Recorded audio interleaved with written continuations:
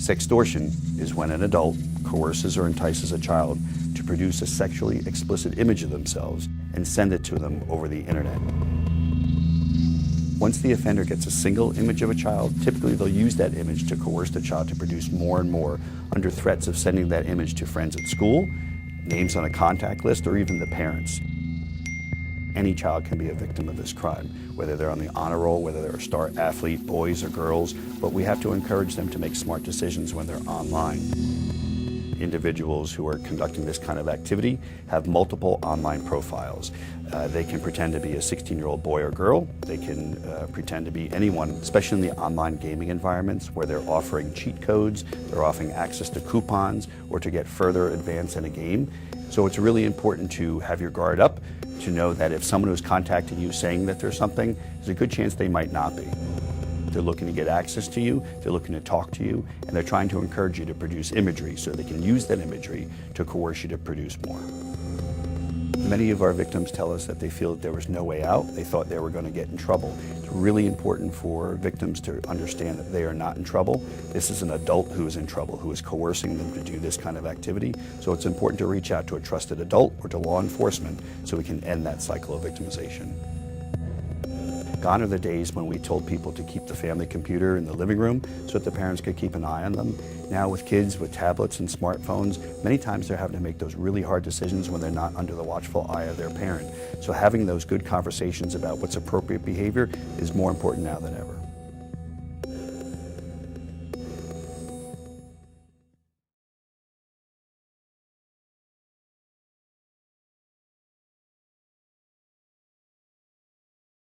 As stated in the article, the technique the predators use is to join the groups that are in Fortnite. They become part of the group, become affiliated with the group of friends, and then they begin to ask them to provide revealing photos. They present themselves as another young person, and the parents need to warn their young people that social media chat apps of this kind can have predators in there because you don't know who you're communicating with. The Montreal, as it says here, authorities are going to start making people aware through the school system. This is an article from the FBI's website dated May 30th, 2019, and the title of the article is Dangerous Connections. This is about sextortion and the risk of our children being exposed to this, as the FBI agent said in the beginning. It has some wonderful information in this article that I have turned into a video. And the title over here on your right, the subtitle is The Internet Connects Your Kids to the World. Do you know who in the world is connecting to them? Sometimes we don't want to invade their privacy, but as I told my children, I'm a parent, my kids are both grown now, and I told them many times, I don't care if you're mad at me, it's about us making sure you're safe. The FBI had one victim that was like 14-year-old young man in Virginia. Then you had another person in Michigan who was 12. And then this poor young lady, 17 years old, in Ohio. She wanted to commit suicide just to escape the situation. And when they arrested this criminal, this gentleman was 40 years old. He had 22,000 videos of webcam feeds. The predators employ gaming platforms, social media, dating, and video chat. And how they reach their victims, as it says here in the article, they use romantic interest, flattery, attention, and offers of money or other items of value. And sometimes they even use threats to coerce the child to produce these explicit images.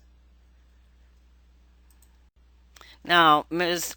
Connell, who is the social worker that deals with these young people who are victimized by this scheme, she talks about the damaging effects on the child.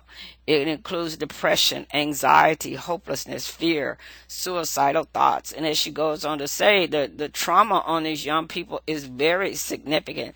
So this is something we need to discuss with our young people because it can have horrendous effects on their lives. This portion of the FBI's article gets into how the young people become victims. The first thing is it said this crime is happening where young people usually feel most comfortable. They're at home playing one of their favorite video games, and you're not worried because they're in the house.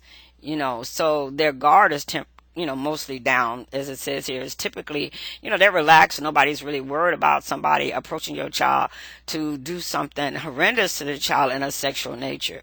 And second, the FBI goes on, and Ms. Cornell stressed how smart or mature teen may seem. She says their brains are not fully formed and their thought processes are not all the way developed. And she said as they ride through, she calls a perfect storm of social, emotional, and sexual and cognitive development, they are making imperfect decisions. I thought that was a good way to express it, because I remember my own teenagers. Sometimes you try so hard to get them to understand you may feel grown, but you're not. In the last sentence, she says they are not thinking, if I do this, this is what may happen. This could be a consequence. Now, this discusses this case on what they do. As I said earlier, the predators use fake profiles of older teen girls to start a conversation with an adolescent and teen boy. He would then stream sexual images he had captured of a female victim and encourage the boy to send pictures or go on a webcam. In the Portland case involving a 50-year-old predator, as it says here, he found girls on photo sharing sites who were open to flattery and interested in older men. In another case in California, as it says here, and this one is still being litigated, it says this guy threatened to kill, kidnap, and injure his victims to compel them to create content. This is a serious situation, and a lot of times young people are not prepared for the repercussions, and they get pulled into this thing, and it just becomes a spiraling, destructive situation. Yeah, the FBI social worker continued to stress, how do you think these kids do this? Why would they do this? And I like what she says here, what she makes this comment about adults think is silly. But to them, the fear of being discovered and losing access to technology that feels like a vital part of their lives is a serious concern. So she went on to say that the number one thing here is people are afraid to tell mom and dad because they're afraid of what they're going to lose. She also stressed that when the child knows there is a photo and video evidence of their abuse, it makes them even harder. It makes it even harder. I want to say that again. It makes it even harder to talk about it because they're so ashamed. So this is something to reach our young people requires a lot of love and compassion, and in all respects trying to maintain our frustration and our pain as to we see the damage done to our children and just wondering how did this happen. The article also talks about what techniques do they use to get the young person to produce the first image. As I said earlier, they use all kind of techniques, fear, coercion, and manipulation, to keep this crime going. They use additional threats, and young victims often feel that they have done something wrong and will be punished by the parents, or the predator may say that they've broken the law. So this is something we really need to sit down with our young people and discuss. I know I sound like a broken record on this item, but young people feel safe at home playing their games. They're there with you, but they don't realize that the person they're communicating with is not who they may purport themselves to be.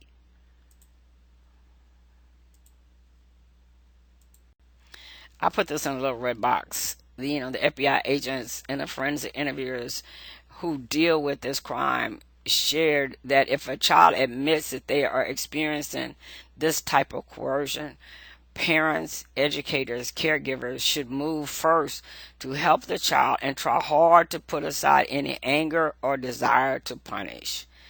Regardless to how frustrated we may feel, or the reality of this just don't even sound right. Why would you even do something like that? Those feelings should be saved for a later time when everybody can talk and discuss it, without so much emotion, to try to really get into why the child did what he did and try to prevent it from happening again. In the next few slides, these are recommendations given by the FBI agent to share with our young people. Okay, the first recommendation he has for young people: many people online are not who they say they are. And this is so true. You have predators online, and young people think that they can detect, if you're real, if you're not. No, you cannot online. You don't really know this person.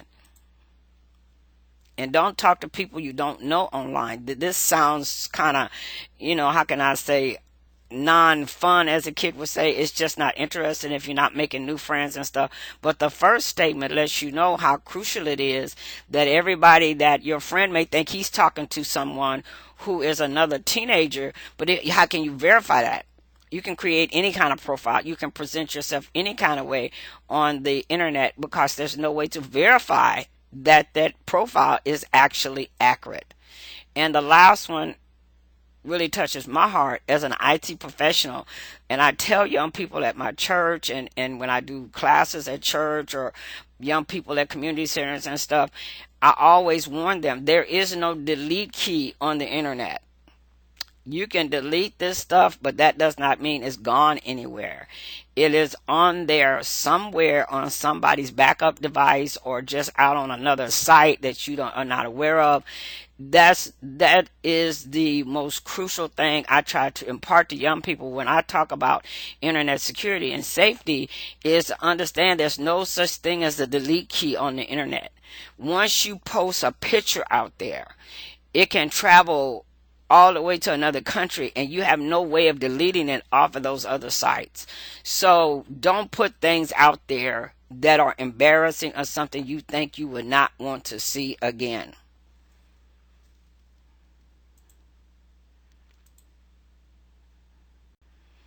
And he goes on to say next, if you are being threatened or coerced online, tell someone. There is help and there is hope. Nobody's going to degrade you or belittle you as a young person for making a mistake. And this is something parents, as he said earlier, save that wishing to punish mentality or emotion until a later date, until you can communicate with the young person that they are not alone. I just strongly emphasize, if the young person maybe listen to this video and you feel you're in this situation, contact the FBI and let them help you. And then maybe all of you guys can go to your parents together or whatever. You do not have to continue this extortion, so to speak, because that's what it is. You can stop it. You may not can undo the damage, but you can stop being victimized. So here's a phone number that they give in the article to contact the FBI. There's a direct line. And then another place you can go and file a complaint is the National Center for Missing and Exploited Children. They know how to handle these types of situations, and they will go with you to your parents. And if this is a parent listening to this video, if you have suspected feelings, sometimes we have feelings we don't really know how to put a finger on it. And it's just I call it a suspected feeling. It's not really, you can't really explain. It's just something there. If you have those kind of feelings, then maybe you need to investigate your children's devices. Check their email, check their chat and all this. A lot of times we worry about violating our children's privacy, but sometimes you have to do that to save them. This is a horrible experience our young people is going through, and this video just gives us the necessary information from the FBI to share with our young people how to communicate with them. I did a second video from the FBI's website that has a testimony of a young lady at 14 who was victimized by this horrible experience. So the best thing we can do, as she said, don't feel sorry for her, but just get the word out to warn young people that this thing is very real. So once again, thank you for visiting my channel, and I hope this video is useful.